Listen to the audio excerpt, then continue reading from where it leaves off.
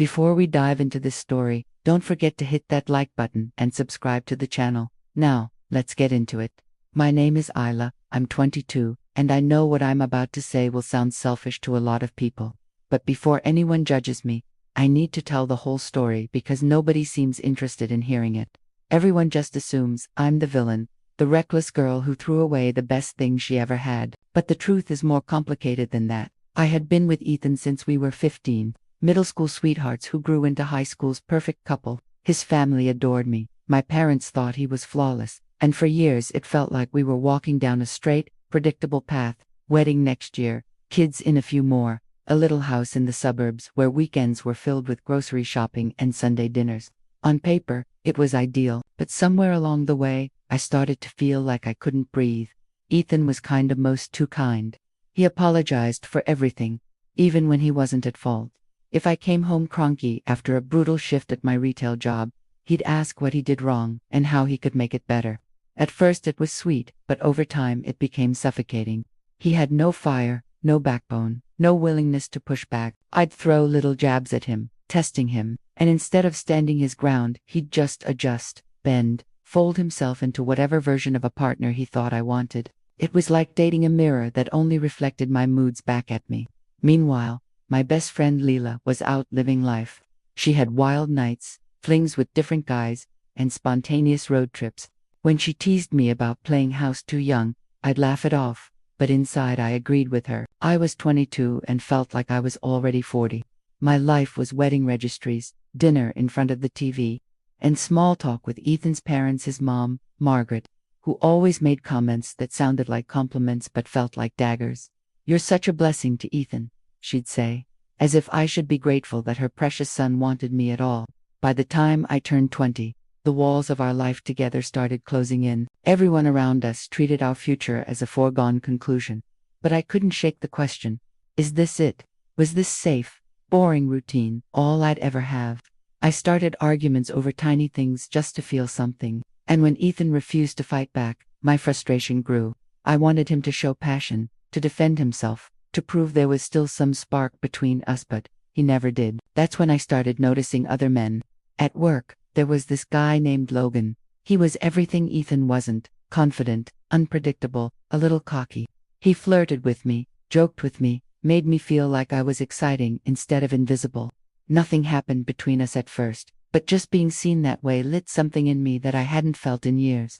The breaking point came one night, during yet another fight with Ethan. He told me I'd been cruel to him lately, that he was trying so hard to make me happy but nothing worked. Something inside me snapped. I blurted out that I wished I had taken a break from him years ago, that I'd never gotten a chance to live my so-called wild phase. The words flew out before I could stop them, but they were raw and honest. Ethan looked at me like I was a stranger.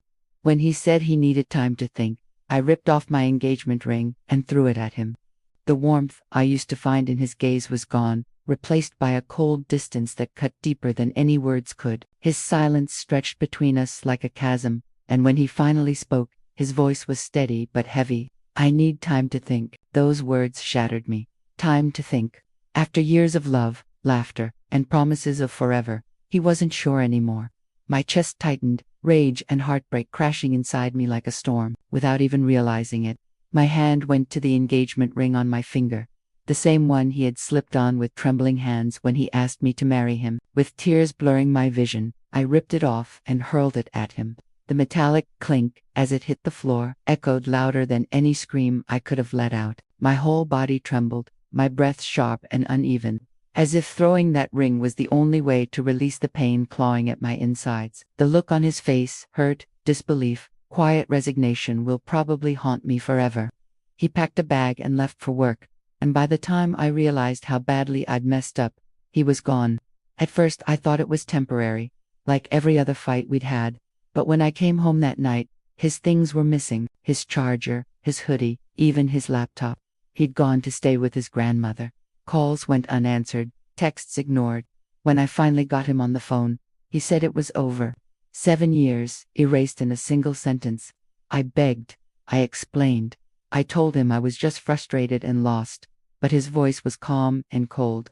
He said he was done living on eggshells, done apologizing for every breath he took, done being with someone who clearly didn't want him. And then, he hung up. Ethan, who never raised his voice, hung up on me like I was nothing. The fallout was brutal. His grandmother shut the door in my face when I went to see him. His mom called my parents, telling them everything I'd said. My dad called me selfish. My mom cried and asked where she'd gone wrong raising me. Even my friends were divided. Leela thought I was brave for finally admitting what I wanted, but others said I was insane for throwing away a loyal, committed man when so few exist. Meanwhile, I kept seeing Ethan around town. He looked lighter, free, like he'd been carrying a weight that I didn't even realize was me.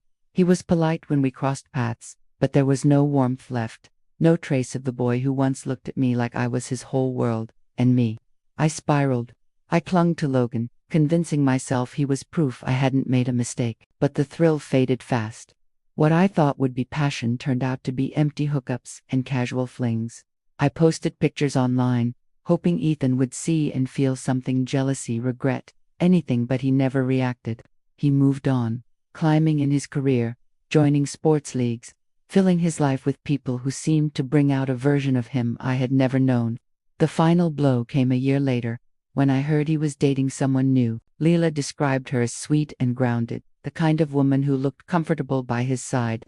That night, I sat in my apartment, the same apartment I'd shared with Ethan, staring at the empty space where his things used to be. For the first time, it hit me that he was really gone, building a new life without me. Do I regret how I handled things? Yes. I regret the fights, the words I threw at him like weapons, the way I let my restlessness poison what we had. But do I regret wanting more out of life? No. At 22, I couldn't choose a life of quiet suffocation, just because it looked good to everyone else. I couldn't keep living safe when every part of me craved something unknown. My so-called wild phase didn't give me the answers I wanted. It left me lonelier, more confused, more broken than I imagined. But at least now I know. At least I won't wake up at 40, trapped in a life I never chose, wondering what could have been if I'd been brave enough to say I wasn't happy. Maybe someday I'll find someone who understands me, someone who sees that wanting more doesn't make me ungrateful or selfish. Or maybe I won't, but at least I'll be honest with myself. Sometimes you have to lose everything to figure out who you are, and sometimes the person everyone wants you to be just isn't who you really are. So no, I don't regret throwing that ring. I regret the way it ended, the pain I caused, the bridge I burned, but I don't regret choosing myself, even when everyone else thought I was choosing nothing.